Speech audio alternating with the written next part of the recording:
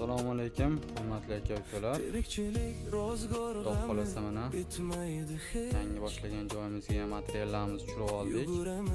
Xudo xolasa mana kichkina gipsakartonlarda ishlaymiz. Xudo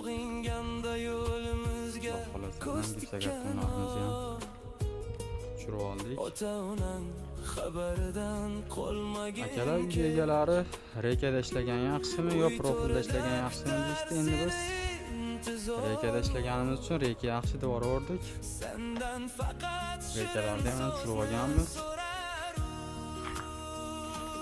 Covidli paytimizda endi rekada ishlab kelamiz.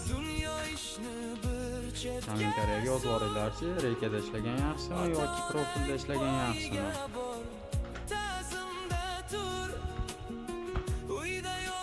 Xolasa kimizning xizmatlar kerak bo'lsa aloqaga chiqib olasizlar, o'zimiz chiroyli qilib beramiz.